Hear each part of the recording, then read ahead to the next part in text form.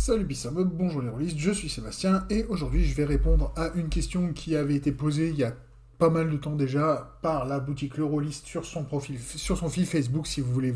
Il leur arrive de poser comme ça des questions. Ils ont aussi maintenant, ils commencent à faire des articles, donc je vous invite à aller voir Facebook. Je suppose qu'ils utilisent aussi d'autres réseaux sociaux. Mais comme c'est par cet endroit-là que moi j'attrape les images sur lesquelles sont posées les questions, c'est par là que je l'ai vu. La question d'aujourd'hui c'est vous devez jouer à un seul JDR jusqu'à la fin de vos jours. Lequel? C'est facile. Si vous me connaissez, vous le savez. Vous pouvez même le dire avec moi. Chroniques oubliées.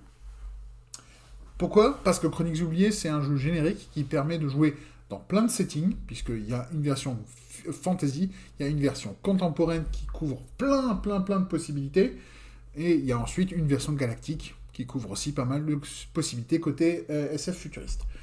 Le fantasy, vous allez pouvoir faire du low ou du high fantasy selon les profils que vous activez. Dans le contemporain, vous avez à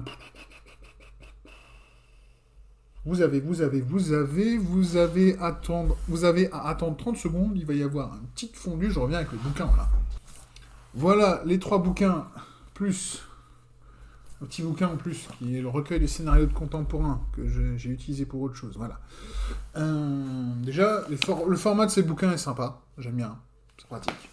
C'est plus simple à trimballer que les gros machins de Donjons et Dragons, qui étaient quand même un peu gros, mais sympa. Pathfinder aussi, hein, la brique Pathfinder V1, voilà quoi. Donc, vous pouvez, avec ce bouquin, si vous avez envie, vous pouvez faire... pour jouer sur de l'épouvante, pour jouer sur du pulp, qui est très sympa. Ça change un peu les règles de combat et tout, mais c'est vraiment sympa. Le genre Z, donc le genre zombie, hein, pour pas le citer. Pour jouer du super espion façon James Bond, qui est marrant aussi. Vous pouvez jouer des surhumains. Alors ce qu'ils appellent des surhumains, ça va principalement être des mutants. Si vous voulez jouer des super-héros, il faut en gros activer le mode pulp et jouer avec les mutants. Et en gros, vous jouez avec des super-héros. Ça marche plutôt bien pour l'avoir fait. Et ensuite, vous avez aussi un mode cyberpunk, qui, pour l'instant, j'ai pas eu l'occasion de le tester, donc je pourrais pas vous en dire plus. Côté contemporain, galactique, excusez-moi, côté galactique, vous pouvez faire les grands classiques, vous pouvez faire de la vraie grosse hard science, bien réaliste, bien dure, dans un futur proche. Vous pouvez faire du space opéra, et donc partir sur du Star Wars si vous avez envie, et vous pouvez faire un truc entre les deux. Et en fait, si vous voulez faire du Star Wars, vous aurez peut-être même besoin un peu de ça. Chronique oubliée fantasy, puisque dans la fantasy, il y a plein de voix qui vont être très utiles pour des choses un peu plus magiques.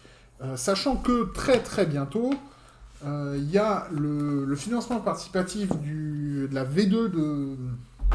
Je vais poser le bouquin là. Le financement participatif, c'est dur à dire, de la V2 de fantasy qui est terminé depuis un petit moment. Je crois qu'ils vont pas tarder à livrer. Les PDF sont déjà partis. Je crois que j'en ai reçu quelques-uns. Je les ai peut-être pas tous téléchargés sur le site de Black Book. Mais voilà, en tout cas, la V2 arrive et avec la V2, ben, ils vont intégrer, puisque Fantasy est le premier jeu, le premier système qu'ils ont développé. Quand ils ont corrigé, patché, ajouté, amélioré des choses avec Contemporain puis Galactique, ben là, en faisant cette V2 de Fantasy, ben, ils vont pouvoir intégrer une partie de ces mécaniques, une partie de ces choses, et donc ça devrait le rendre assez intéressant. Je n'ai pas encore eu l'occasion de le tester, de voir ce que ça va donner. Ce sera probablement un de mes prochains tests. Mais voilà, en tout cas, moi, si je devais prendre un jeu... Alors, j'ai triché, j'ai pris un système plus qu'un jeu, vraiment. Enfin, mais si je devais me limiter à un bouquin, rien que par la quantité de choses que je peux faire avec, ce sera Contemporain. Parce qu'on peut faire plein de choses avec. Et si vous avez un tout petit peu d'ingéniosité, un peu de créativité, vous pouvez créer des voies complètement folles et refaire du fantasy, refaire du galactique sans trop de soucis, et puis voilà. En tout cas, c'est comme ça que je vois les choses, et c'est comme dit, c'est un jeu que j'aime bien, il est très simple à prendre en main, vous avez les 6 caractéristiques de D20, vous avez votre modificateur, vous jetez un dé plus le modificateur, vous comparez au seuil à battre, Et vous savez si vous avez raté ou réussi. Il n'y a que quand vous devez faire des dégâts que vous utilisez autre chose qu'un des 20. Bref, c'est un jeu qui est très très facile, qui est vraiment simple pour faire venir des débutants. J'en veux pour preuve que la dernière partie de JDR public que j'ai fait, j'avais 2 débutants complets à la table. En une demi-heure, ils ont compris le système et ils ont pu commencer à jouer. Et ils se sont pas souciés de leur... Enfin, ils se sont pas souciés de la mécanique. Ils ont pu très vite s'intéresser à qu'est-ce qu'ils font et pas comment ils font. Comment ils font, c'est le problème du MJ. C'est mon problème. C'est pas le problème des joueurs. Et c'est vraiment ça que j'ai pris et qui est vraiment génial, pour ça que j'ai vraiment adoré. Je pense que l'autre jeu que je suis en train de préparer, Mage Hunter, j'en ai déjà parlé, lui, il est encore plus simple, puisque c'est un système à points.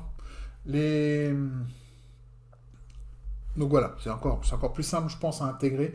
Le problème, c'est qu'il est encore qu'en anglais. J'ai une partie demain soir. J'ai pas encore imprimé les personnages. Je suis un peu dans la smoule, là, mais au moins j'ai le scénar, donc tout va bien.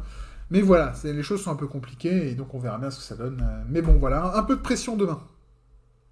Je vous ferai un petit retour sur le système et sur le jeu et tout ça. Et je pense que j'ai fait le tour de la question et de ce dont je voulais vous parler. Donc comme d'habitude, cette vidéo est maintenant terminée. Je vous remercie de votre attention.